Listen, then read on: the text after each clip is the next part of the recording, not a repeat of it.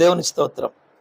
బైబిల్లో నుంచి మొదటి సమూయేలు గ్రంథం 1వ అధ్యాయము 11వ వచనాన్ని చదువుకుందాం. సైన్యములకు అధిపతియగు యెహోవా నీ సేవకురాలైన నాకు కలిగి ఉన్న శ్రమను చూచి నీ సేవకురాలునైనా నన్ను మరువక జ్ఞాపకము చేసుకొని నీ సేవకురాలునైనా నాకు మగపిల్లను దయచేసిన ఎడల వాని తల మీదికి క్షౌరపు కత్తి ఎన్నటికీ రానియక వాడు బ్రతుకు దినములన్నిటను నేను వానిని యెహోవాకు నీకు అప్పగింతునని మ్రొక్కుబడి చేసుకొనెను. ఆమె యెహోవా సన్నిధిని ప్రార్థన చేయుచుండగా ఏలి ఆమె నోరు కనిపెట్టుచుండెను. విన్నారండి? మీకు అర్థమైందా? మళ్ళీ చదవనా? ఇక్కడ ఈమె పేరు హన్న.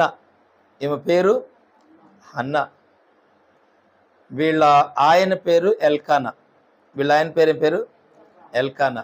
హన్న, ఎల్కానా వీళ్ళిద్దరు భార్య భర్తలు. వీళ్ళకి చాలా కాలం నుండి, అంటే వివాహమైన దగ్గర నుండి చాలా కాలం నుండి వీళ్ళకి ఏం లేదు, సంతానం లేదు. ఏం లేదండి, పిల్లలు లేరు. పిల్లలు లేకపోవటం వలన ఈమె చాలా మానసికంగా కృంగిపోతుంది. దేని వలన? బిడ్డలు లేరు, వివాహమైంది.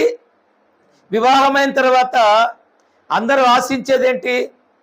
ఓ కొడుకునో ఓ కూతురునో ఎవరినన్నా ఇస్తారేమో అని చెప్పేసి వీళ్ళ వివాహం చేసిన దగ్గర నుంచి వాళ్ళ కుటుంబీకులందరూ ఆశపడతా ఉంటారు. అంతేనా?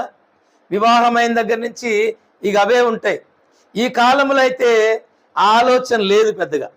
ఈ కాలంలో ఆలోచన లేదు. 30 సంవత్సరాలు వచ్చినా, 35 సంవత్సరాలు వచ్చినా, 40 సంవత్సరాలు వచ్చినా కూడా పిల్లల్ని కనాలన్న ఆలోచన లేదు. ఎంజాయ్ చేయాలి. ఏం చేయాలి? ఎంజాయ్.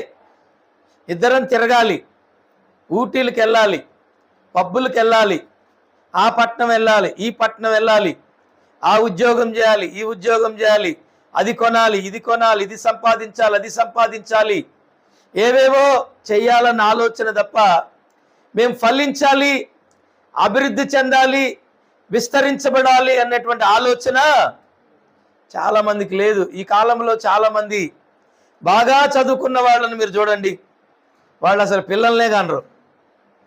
ఇప్పుడంతా టెస్టింగ్ బేబీ సిస్టమ్ వచ్చింది. అంటే వేరే వాళ్ళ యొక్క గర్భసంచిని అద్దెకు తీసుకుంటున్నారు. వేరే వాళ్ళ గర్భసంచిని అద్దెకు తీసుకుంటున్నారు. ఒకప్పుడు అద్దెలకి బళ్ళు, రిక్షాలు, కార్లు ఇలాంటివి ఇచ్చారు. ఇప్పుడు గర్భసంచులు కూడా అద్దెకి ఇస్తున్నారు. ఏమిస్తున్నారు? గర్భసంచి కూడా అద్దెకు దొరుకుతుందండు, మీకు తెలియదు పోదేమో. నిజంగా గర్భసంచి కూడా అద్దెలకు దొరుకుతుంది. ఆ గర్భసంచి అద్దెకు తీసుకొని ఆ గర్భసంచిలోకి వాళ్ళ యొక్క భర్త సంబంధించినటువంటి ఆ యొక్క అందులోకి కొనసాగించిన తర్వాత గర్భం ధరించిన తర్వాత మళ్ళీ కొంతకాలం తర్వాత పిల్లల్ని మళ్ళీ తెచ్చుకుంటున్నారు. ఆమె ఆ గర్భసంచి అద్దెకు తీసుకొని ఆ ఉన్నంతకాలం ఆమెను పోషిస్తున్నారు. ఉన్నంతకాలం వాళ్ళ ఇంట్లోనే పెట్టుకుంటారు. ఆమెని తిండి తెప్పలు మొత్తం వాళ్ళే చూసుకుంటారు. అవునా? అలాంటివి అంటే బద్ధకస్తులు బాగా తయారైపోయారు. బాగా దేవునికి విరోధస్తులు తయారైపోయారు. ఎందుకంటే బిడ్డల కంటే అందం పోద్దేమో, బిడ్డలు కంటే మా అందము, మా గ్లామర్ తగ్గిపోద్దేమో అని చెప్పేసి పిల్లల గంటానికి కూడా బరువు అయిపోయింది. పిల్లల గంటానికి కూడా బరువు, బాధ అయిపోయింది. అలాంటి పరిస్థితులు మనం చూస్తున్నాం ఇప్పుడు. భయంకరమైన దినాలు అన్నీ. అంతా దేవునికి వ్యతిరేకమే, అంతా దేవునికి వ్యతిరేకంగానే ఉన్నాయి పరిస్థితులన్నీ కూడా. అయితే ప్రియమైన దేవుని బిడ్డలారా, ఇక్కడ మనం గమనిస్తే ఈ హన్నా అనేటువంటి వ్యక్తికి సంతానము లేదు. ఆమె బాధపడుతుంది, కానీ ఇప్పుడు వాళ్ళకి ఆ బాధలు లేవు. దేవుని స్తోత్రం. ఇప్పుడు వాళ్ళకి ఆ బాధలు లేవు. యాడో గరీబోళ్ళు, పేదోళ్ళు అయితే గబిక్కిన కనేస్తున్నారు. వాళ్ళకేం అర్థం కాక పెళ్ళవైన సంవత్సరం 2 సంవత్సరాలు పిల్లల్ని తీసి అవతల పెట్టేస్తున్నారు. అదే బాగా డబ్బున్న వాళ్ళు అనుకోండి, ఇక వాళ్ళకి పిల్లలతో పనే లేదు, ఇంకా పిల్లలతో పని లేదు, ఏదో ఒకటి అద్దెకి తెచ్చుకొని కనేస్తున్నారు. దేవుని స్తోత్రం. దౌర్భాగ్యమైనటువంటి భయంకరమైన పరిస్థితులను మనం చూస్తున్నాం. ఏదేమైనా దేవునికే మహిమ కలుగునుగాక. ఏది జరిగినా దేవుని చిత్తమైతే చివరాఖరికి నెరవేరక తప్పదు, దేవుని చిత్తమే జరుగుతుంది. సరే, ఇక్కడ మనం గమనిస్తే ఆమె ఏమంటుందంటే, సైన్యములకు అధిపతి యెహోవా నీ సేవకురాలునైన నాకు కలిగి ఉన్న శ్రమను చూచి నీ సేవకులైన నన్ను మరొక జ్ఞాపకము చేసుకొని నీ సేవకురాలునైనా నాకు మగపిల్లను దయచేసిన ఎడల అంటుంది. దేవుని స్తోత్రం. ఏమంటుందామా? నేను నీ సేవకురాల్ని. ఎవరామె? పదే అమ్మదే మాట అంటుందండి. ఎప్పుడన్నా మీరు అన్నారో లేదో కానీ అన్న పదే అంటుంది ఆ మాట. ఆయన అంటుంది, నేను నీ సేవకురాల్ని, సైన్యములకు అధిపతి యెహోవా, నేను నీ సేవకురాలుని, నన్ను జ్ఞాపకం చేసుకో. పదే అంటుంది. అంటే దేవుని సేవకురాలుని, నేను నీ సేవకురాలుని అనే పదం ఎందుకు వాడతారు అంటే, దేవుని సేవ చేసేవారే మాట అనగలరు. అందరూ అనలేరు. దేవుని సేవ, మనుషుల సేవ చాలా ఉన్నాయి కదా. మనుషుల సేవ వేరు, దేవుని సేవ వేరు. చాలామంది దైవజనుని చూసి ఏమంటారంటే, ఆయన మా సేవకుడు అంటారు. ఏమంటారు? ఆయన మా సేవకుడు. ఆయన మా సేవకుడు కాదు, ఆయన దేవుని సేవకుడు. Praise the Lord. హల్లెలూయా. ఆయన మీ సేవకుడు కాదు. ఆయన ఎవరి సేవకుడు? దేవుని సేవకుడు. నువ్వు దేవునికి సేవకురాలుగా మారాలి, నువ్వు మనుషులకు సేవకురాలుగా మారకూడదు. హల్లెలూయా. ఇవాళ చాలామంది మనుషులకు సేవ చేస్తున్నారు. పాల ప్యాకెట్ కావాలా? చెప్పండి, తీసుకొస్తాను. మీ ఇంటికి వచ్చి వంట చేయాలా? చెప్పండి, చేస్తాను. మీ పిల్లలు బడికి వెళ్తే మీ పిల్లల్ని మేము తీసుకొస్తాం, మీరు డ్యూటీలకు వెళ్ళండి అనేటువంటి సేవకులు, పాస్టర్లు ఉన్నారు. అంటే వీళ్ళేంటి? దేవుని సేవ కంటే కూడా మనుషుల దగ్గర మెప్పు కోరాలి. ఏం కోరాలి? మనుషుల సేవ చేయాలి. ఎందుకంటే వాళ్ళ దగ్గర సేవ చేస్తే వాళ్ళు కానుకలు ఇస్తారు. ఏమిస్తారు? దశంభాగాలు ఇస్తారు. అడగకుండానే ఇంటికి పిలిచి భోజనం పెడతారు. మా సేవకుడు చాలా మంచోడు. మేము లేకపోయినా కూడా మా పిల్లలు స్కూల్ కాడిని తెస్తాడు. మేము లేకపోయినా కూడా మా ఇంటికాడికి వచ్చి మమ్మల్ని చూసిపోతూ ఉంటాడు. వారమంతా మా ఇంటి చుట్టే తిరుగుతూ ఉంటాడు. మా సేవకురాలు. ఏమండి? మా ఇంట్లో పెరుగు లేకపోయినా, పాలు లేకపోయినా, ఒకవేళ మేము హాస్పిటల్లో ఉన్న మా క్యారేజీలు తెస్తాడు, మాకు పెరుగు పాలు తెస్తాడు. మా సేవకుడు. ఎవరు? మా సేవకుడు. ఆయన దేవుని సేవకుడు కాదు. మీరు గమనించట్లా? ఏమండి? ఆయన ఎవరి సేవకుడు? మనుషుల సేవకుడు. అందుకనే మనుషుల చుట్టూ తిరుగుతూ ఉంటాడు. దేవుని సేవకుడు దేవునితో గడుపుతాడు. హల్లెలూయా చెప్పండి. హల్లెలూయా. దేవుని సేవకురాలు దేవునితో గడుపుతుంది. మనుషులను సేవించేవారు మనుషులతో గడుపుతారు. దేవుని స్తోత్రం. ఇంతకు మనం ఎవరి సేవకులు? ఏమండి? మనం ఎవరి సేవకులు? మనుషుల సేవ చేస్తామనుకోండి, బోళ్ళంతమంది మనుషులు వస్తారు మన దగ్గరికి. అదే దేవుని సేవ చేస్తామనుకోండి, చాలా కష్టం. దేవుని సేవ చేస్తే చాలా కష్టం. దేవుని మార్గము ఇరుకైన ద్వారం. దేవుని మార్గం ఇరుకైన ద్వారం. అదే మనుషుల మార్గాలు విశాలమైన ద్వారం. హల్లెలూయా. నరకానికి పోయే మార్గం విశాలమైంది. అదే పరలోకానికి వెళ్ళే మార్గం ఇరుకైంది. ఇరుకైన మార్గంలో ఎవరైనా వస్తారా? ఏమండి? వస్తారా? ఇరుకైన ప్లేస్కి వెళ్తారు ఎవరైనా? కష్టమైన పని ఎవరైనా చెప్తే చేస్తారా? ఇప్పుడు యోహాన్ని దేవుడు తీసుకెళ్లి ప్రకటన గ్రంథంలో పద్మాసు దీవిలో పెట్టాడు. ఎక్కడ పెట్టాడు? పద్మాసు అనే దీవిలో పెట్టాడు. అక్కడ ఏమున్నాయి? అక్కడ బావర్చి బిర్యానీ హోటల్ లేదు, ప్యారడైజ్ బిర్యానీ లేదు, ఏమండి, రాఘవేంద్ర టిఫిన్ హోటల్ లేదు, ఏమండి, ఆడ బస్సులు లేవు, ఆడ బైకులు లేవు, ఆడ కారులు లేవు, కరెంట్ లేదు, ఏమి లేదు, కరెంట్ లేదు. ఆడేమున్నాయి? అన్ని కప్పలు, పాములు, పెద్ద పెద్ద తిమింగలాలు, చేపలు, దాని లోపల ఇంకేమున్నాయో పులులు, సింహాలు, ఏ జంతువులు, ఇవన్నీ కూడా ఆ దీవిలో ఉన్నాయి. ఆ దీవిలో వెళ్ళి పడ్డాడు యోహాను, ఆడబడేశారు. అక్కడ ఉండి ప్రకటన గ్రంథం రాశాడు. దేవుని స్తోత్రం, హల్లెలూయా. ప్రవచన గ్రంథం, ప్రకటన గ్రంథం, జరిగేవి, జరుగుతున్నవి, జరగాల్సినవి, చరిత్ర, దేవుని చరిత్ర, రెండవ రాకడ గురించి చరిత్ర గ్రంథం, ప్రవచన గ్రంథాన్ని ఆయన ఎక్కడుండి రాశాడు? ఏసీలో ఉండా? ఏసీలో ఉండి రాశాడండి. ఎక్కడ? పద్మాసు దీవి, కట్టిక చీకటి, పగలు. ఆ యొక్క పగలు మాత్రం వెలుతురు వచ్చినప్పుడే వెలుతురు. సాయంకాలం 6 దాటితే చీకటి. వెలుతురున్నంతసేపు రాసి ఉంటాడు. దేవుని స్తోత్రం. రాత్రంతా ప్రార్థన చేస్తుంటాడు. ఎందుకు?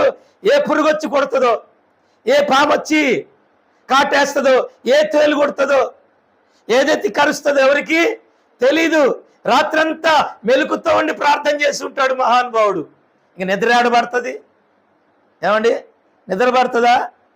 ఇంట్లో మనకి 10 మంది ఉన్న ఇంట్లో 9 మంది వెళ్ళిపోయి ఒక్కళ్ళ ఇంట్లో పెట్టిపోతే నిద్రపోతారా? నిద్ర రాదు. మేము చాలా వరకు నిద్ర రాదు. ఆ రాత్రి జాగారం చేస్తాం.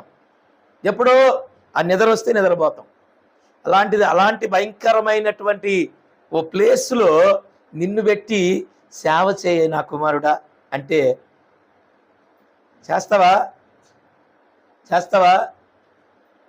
చేస్తామండి? చేయలేవు. నువ్వు దేవుని సేవకురాలు అయితే చేస్తావు. Praise lord.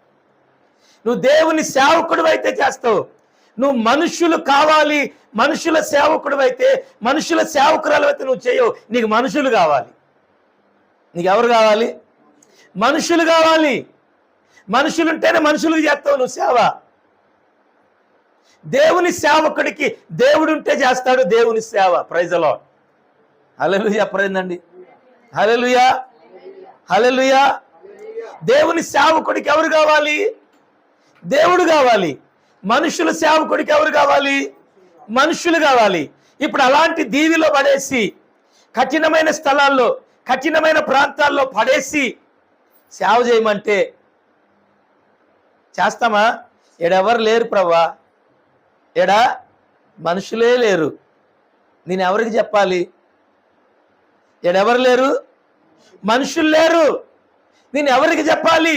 అన్ని జంతువులే ఉన్నాయి, అన్ని మృగాలే ఉన్నాయి. దేవుడు అంటాడు వాటికే చెప్పు. హల్లెలూయా. ఆ మృగాలకే చెప్పు, ఆ జంతువులకే చెప్పు. వాటి మధ్యలో నేను ఎలా ఉండాలి? అంతే కదా, అడుగుతావా లేదా? వాటి మధ్యలో నేను ఎలా ఉండాలి అంటే దేవుడు అంటాడు నేను నీకు తోడై ఉంటా, నువ్వు ఉండు. అవి నిన్నేం చెయ్యవు. గట్టిగా వెళ్ళి చెప్పండి. అవి నిన్నేం చేయలేవు. మరి కానుకలు రావుగా? జంతువులు కానుకలు ఎత్తియా? మృగాలు దశంభాగాలు ఎత్తియా? ఇస్తాయండి? కానుకలు ఇస్తాయా? జంతువులు దశంభాగాలు ఇస్తాయా? భోజనం పెడతాయా? అవి మనలు తింటాయి. జంతువులు రక్తం తాగుతాయి, మాంసం తింటాయి, అవి మనకేం పెడతాయి? అవునా కదా?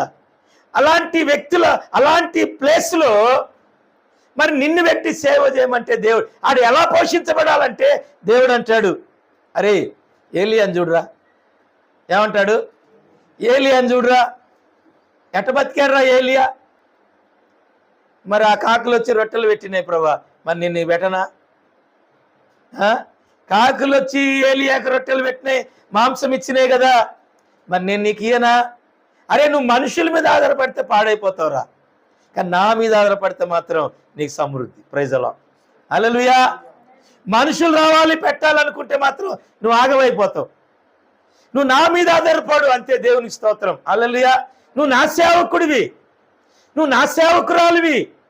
నువ్వు నా మీద ఆధారపడితే నీ కోరిక తీరుతుంది. Praise the Lord. నీ అక్కర తీరుతుంది, నీ అవసరం తీరుతుంది. అంతేగాని నువ్వు మనుషులు లేరు, నా కానుకలు రావు, నా దశంభాగం రాదు, అందరూ మృగాలే, అంత దయ్యాలే, అన్ని భూతాలే, అన్ని జంతువులు అంటే ఇక నా వల్ల కాదు అబ్బాయి. ఏమంటాడు దేవుడు? నా వల్ల కాదు, నేను చెప్పినట్టు జై, ఈ మృగాల్ని నేను మారుస్తాను. Praise the Lord. ఈ మృగాల్ని ఒక దినం నేను మనుషులుగా మారుస్తాను. ఆ స్వభావం కలిగినటువంటి వ్యక్తుల మధ్యలో ఒకవేళ దేవుడు నిన్నో నన్నో పెడితే ఓపికతో ఉండాలంతే. దేవుని స్తోత్రం. హల్లెలూయా. ఓపికతో ఉండాలి. ఏమండి? ఓపికతో ఉంటే దేవుడు ఏం చేస్తాడంటే తగిన సమయంలో దేవుడు నిన్ను ఆశీర్వదిస్తాడు. హల్లెలూయా. తగిన సమయంలో దేవుడు నిన్ను ఆశీర్వదిస్తాడు. ఆమేన్ చెప్పండి. చూడండి, బైబిల్లో 1 పేతురు రాసిన పత్రిక 5వ అధ్యాయం 6వ వచనం. దేవుడు తగిన సమయమందు మిమ్మును హెచ్చించినట్లు ఆయన బలిష్టమైన చేతి క్రింద దీన మనస్కులయుండుడి. ఆయన మిమ్మును గురించి చింతించుచున్నాడు గనుక మీ చింత యావత్తు ఆయన మీద వేయుడి. నిబ్బరమైన బుద్ధి గలవారై మెలకువగా ఉండుడి. మీ విరోధి అయిన అపవాది గర్దించు సింహం వలె ఎవరిని మృంగుదమా అని వెతుకుచూ తిరుగుచున్నాడు. చాలండి. ఏం చేయాలి? ఇక్కడ దేవుని వాక్యం ఏం చెప్తుంది? దేవుడు తగిన సమయమందు మిమ్మను హెచ్చించినట్లు ఆయన బలిష్టమైన చేతి కింద దీన మనస్కులైనుడి. పారిపోవద్దు. ఏం చేయొద్దు? పారిపోవద్దు. చాలా మంది పారిపోతారు. చాలా మంది మాకు నచ్చట్లేదు పాస్టర్ గారు, మాకు నచ్చట్లేదు, ఈ ప్లేస్లో మేము ఉండలేం, మాకు ఇక్కడ ఏసీ లేదు, మాకేం లేదు, ఏసీ లేదు, ఇక్కడ మాకు గాలి రావట్లేదు, ఇక్కడ వాయిద్యాలు లేవు, ఇక్కడ కీబోర్డ్ లేదు, ప్యాడ్ లేదు, ఇక్కడ మంచి సంగీత కళాకారులు ఎవరు లేరు. అక్కడ పోయామనుకోండి, ఆడ పెద్ద విశాలమైన ప్రాంగణం, ఏసీ, అక్కడ కీబోర్డులు ఉంటాయి. ఏముంటాయి? కీబోర్డులు, ప్యాడ్లు ఉంటాయి. అయ్యగారు దర్జాగా షూట్ వేసుకొని కుర్చీలో కూర్చుంటే పాటలు పాడుతారు, ఒక సైన్యం వస్తుంది,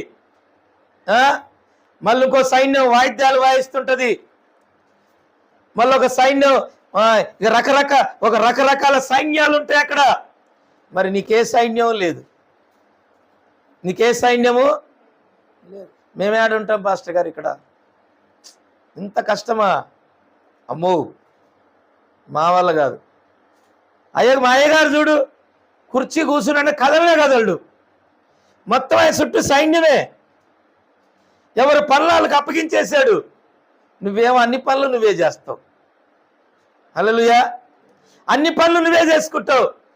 అక్కడ చూడు, ఇక్కడ చూడు అంటాం. ఏమండి, బైబిల్ ఏం చెప్తుందంటే దేవుడు నిన్ను నిలబెట్టిన దగ్గర నువ్వు నిలబడంతే. Praise the Lord. హల్లెలూయా. దేవుడు నిన్ను ఎక్కడ నిలబెట్టాడు అక్కడే ఉండు. ఆయన అంటున్నాడు, తగిన సమయమందు నేను నిన్ను హెచ్చిస్తాను. Praise the lord. తగిన సమయం, దేవునికో సమయం రావాలి. దేవునికి ఏం రావాలి? సమయం రావాలి. నీ పట్ల, నీ కుటుంబం పట్ల, నీ బిడ్డల పట్ల, నీ ఉద్యోగం పట్ల, నీ చదువు పట్ల నీకు ఒక సమయం రావాలి. ఆ సమయం వచ్చినప్పుడు దేవుడు నిన్ను హెచ్చిస్తాడు. Praise the lord. ఆ సమయం వచ్చినప్పుడు నిన్ను ఆశీర్వదిస్తాడు. ఆ సమయం వచ్చినప్పుడు నీకు సమృద్ధినిస్తాడు. ఆ సమయం వచ్చేంత వరకు ఆయన అంటున్నాడు, ఆయన బలిష్టమైన చేతి క్రింద దీన మనస్సు కలిగి ఉండు, మెలకువ కలిగి ఉండు, సుబుద్ధి కలిగి ఉండు అని దేవుడు చెప్తా ఉన్నాడు. పరిగెత్తి పాలు తాగేదానికంటే నిలబడి నీళ్లు తాగటము మేలని ఆనాడు పెద్దలు చెప్పారు సామెత. దేవుని స్తోత్రం. పరిగెడతా ఉంటాం, ఎక్కడికి పరిగెత్తినా నేను ఇదే మాట చెప్తున్నా, ఎక్కడికి పరిగెత్తినా ఈ యేసయ్య ఉంటాడు. Praise the Lord. ఎక్కడికి పరిగెత్తినా ఈ వాక్యమే ఉంటుంది. ఎక్కడికి పరిగెత్తినా ఈ పరిశుద్ధాత్మ దేవుడే ఉంటాడు. ఎక్కడికి పరిగెత్తినా ఆ సేవకుడు అభిషక్తుడైతే ఈ వాక్యమే బోధిస్తాడు. Praise the lord. ఇంతకు మించి వేరేది కొత్త మాటలేమి ఉండవు. కానీ ఒకటి సత్యం, నువ్వు నిలబడితే ఆశీర్వదించబడతావు. హల్లెలూయా. నువ్వు నిలబడాలి.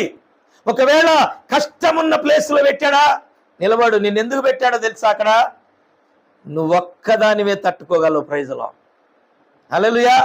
నీలో సామర్థ్యత ఉంది, నీలో సామర్థ్యత ఉంది, నీలో శక్తి ఉంది. నువ్వైతేనే అక్కడ ఉండగలవని దేవుడు నిన్నే పెట్టాడు అక్కడ. Praise the Lord. హల్లెలూయా. అవును. మరి ఒక తండ్రికి ఒక ఇద్దరు ముగ్గురు కొడుకులో కూతురులో ఉన్నారనుకోండి, ఎవరికి చెప్పాల్సిన పని దేవుడు ఆ తండ్రి వాళ్ళకి చెప్తాడు. పెద్దోడికి చెప్పాల్సిన పని పెద్దోడికి, చిన్నోడికి చెప్పాల్సిన పని చిన్నోడికి చెప్తాడు. పెద్దోడికి చెప్పాల్సిన పని చిన్నోడికి, చిన్నోడు చెప్పాల్సిన పని పెద్దోడికి చెప్పడు. ఎవరు సామర్థ్యత కొలది దేవుడు వారికి ఇస్తాడు. ఒక కఠినమైన స్థలములో నిన్ను పెట్టాడు అంటే నీ సామర్థ్యత గొప్పది. Praise the Lord. హల్లెలూయా. ఒక తేలికైన పని దేవుడు నీకు అప్పగించాడంటే నువ్వు కఠినమైన పని నువ్వు చేయలేవు. అందుకనే దేవుడు నిన్ను కఠినమైన పని దగ్గర పెట్టుంటాడు, కఠినస్తుల దగ్గర పెట్టుంటాడు. అలాంటి ప్రజల మధ్యలో నేను పెట్టడానికి గల కారణం ఏంటో తెలుసా? నువ్వే తట్టుకోగలవు అంటాడు ఆయన అడిగితే. నా కుమారుడా, నువ్వు తట్టుకోగలవు. ఒకవేళ నా వల్ల కాదు అంటే ఆయన అంటాడు, నా సిలువ వైపు చూడు. ఎటు చూడాలి? సిలువ వైపు చూడు. ఆ రోజు ఆ సిలువ మీద నా గాయాల వైపు చూడు అంటాడు. దేవుని స్తోత్రం. అక్కడి నుండి నేను పునరుద్ధానపు శక్తిని ఇస్తాను. Praise the Lord. అక్కడి నుండి నీకు బలాన్ని ఇస్తాను, నీవు తట్టుకునే కృప ఇస్తాను నీకు అంటాడు. దేవునికి మహిమ కలుగును గాక. మనుషుల వైపు చూస్తే మనకు అనేకమైన బాధలు, నిలబడలేం. నువ్వు దేవుని వైపు చూస్తే ఎంత కష్టమైన స్థలములోనైనా, ఎంత కష్టమైన పరిస్థితుల్లోనైనా నువ్వు నిలబడతావు. హల్లెలూయా. నువ్వు నిలబడతావు. ఎంత పాడైపోయిన సంఘమైన, పాడైపోయిన కుటుంబమైన, పాడైపోయిన పట్టణమైన, పాడైపోయిన ప్రాంతమైన, పాడైపోయిన ప్రజలైనా బాగు చేయడానికి నీ వంతు నువ్వు కృషి చేస్తావు. నీ వంతు నువ్వు కృషి చేస్తావు, ప్రయత్నిస్తావు, ప్రార్థిస్తావు, సహకరిస్తావు. ఒకరోజు నేను ఒక యూట్యూబ్ చూస్తున్నప్పుడు ఒక ఆయన రిక్షా బండి మీద చాలా మూటలు వేసుకుని వెళ్తూ ఉంటాడు. కొంచెం దూరం వెళ్ళిన తర్వాత ఒక బిర్జీలాగా వస్తుంది. కొంచెం ఆ బిర్జీలాగా వస్తే లాగలేకపోతూ ఉంటాడు. చాలామంది చూసుకుంటే వెళ్ళిపోతారు. ఒక వ్యక్తి పెద్ద కారులో వెళ్తూ ఉంటాడు. ఆ వ్యక్తిని చూసి కారు ఆపి గబగబా కారు దిగి వెళ్ళి ఆయనకి సపోర్ట్ చేస్తాడు. Praise the Lord. నీకు విషయం తెలుసా? నీ ఉన్న స్థలానికి దేవుడు గొప్పవారిని నడిపేస్తాడు. Praise the Lord. ఓ రిబారా షాలా మోరిక్లాందర తురందర బల తెరీతల భోరిక్లాందర. దేవుడు నమ్మదగినవాడు. దేవుడు నమ్మదగినవాడు. నీ కష్టాన్ని దేవుడు చూస్తున్నాడు. నీ ప్రార్థన దేవుడు చూస్తున్నాడు. నీ కన్నీరు దేవుడు చూస్తున్నాడు. నీ ఇబ్బందులు, నీ వ్యాధి, నీ బలహీనత ఇవన్నీ కూడా దేవుడు చూస్తున్నాడు. ఇన్ని శ్రమల మధ్యలో కూడా నువ్వు క్రీస్తు కొరకు నిలబడ్డావు చూడు, అదే గొప్ప విషయం. Praise the Lord. హల్లెలూయా. అదే గొప్ప విషయం. అది ఆయన చూస్తున్నాడు. ఒకరోజు పైనున్న వారిని కిందకి తీసుకొస్తాడు. Praise the Lord. హల్లెలూయా. నీకు సహాయం చేయడానికి, నీ గమ్యాన్ని చేర్చడానికి, నిన్ను లేవనెత్తడానికి, నిన్ను బలపరచడానికి దేవుడు ద్వారములు తెరుస్తాడు. ఆమేన్. హల్లెలూయా. ఏం తెరుస్తాడు? ద్వారాలు తెరుస్తాడు. ఎందుకు? ఆయనే చెప్పాడు, నా బలిష్టమైన చేతి కింద మీరు దీన మనస్కులై ఉండు, తగిన సమయంలో నేను నిన్ను హెచ్చిస్తాను. Praise the lord. నువ్వు నిలబడాలి, పారిపోదు. నువ్వు నిలబడు. పరిస్థితులు ఎలాగన్నా ఉండని మార్చగలిగిన వాడు దేవుడు. Praise the Lord. కష్టాలు కొంతకాలమే, నిందలు కొంతకాలమే, అవమానాలు కొంతకాలమే. దేవుని కృప శాశ్వతంగా ఉంటుంది. దేవుని ప్రేమ శాశ్వతంగా ఉంటది. ఆయన అంటాడు, శాశ్వతమైన ప్రేమతో నేను నిన్ను ప్రేమించుచున్నాను, శాశ్వతమైన కృప నీకు అనుగ్రహిస్తాను. ఓ రాబా సియాల మోరితార భోరిక్లందర అని నమ్మదగిన వాడు. బైబిల్ చెప్తుంది, హెజ్కేలు గ్రంథం 2వ అధ్యాయం 1వ వచనం, నరపుత్రుడా నీవు చక్కగా నిలబడము, నేను నీతో మాట్లాడవలెనను అని ఆయన నాతో మాట్లాడినప్పుడు ఆత్మ నాలోనికి వచ్చి నన్ను నిలవబెట్టెను. అప్పుడు నాతో మాటలాడిన వాని స్వరం వింటిని. దేవుని స్తోత్రం, హల్లెలూయా. ఎప్పుడు స్వరం విన్నారు? ఎప్పుడు అమ్మా? దేవుని స్వరం వినాలి, దేవుని దర్శనం చూడాలి, దేవుని కార్యాలు నీ కుటుంబంలో జరగాలి అంటే ఎప్పుడు జరుగుతాయి? ఎప్పుడు జరుగుతాయి? నువ్వు చక్కగా నిలబడినప్పుడు. ఎప్పుడు? దేవుడు అంటున్నాడు, ఓ నరపుత్రుడా. ఏ పుత్రుడు?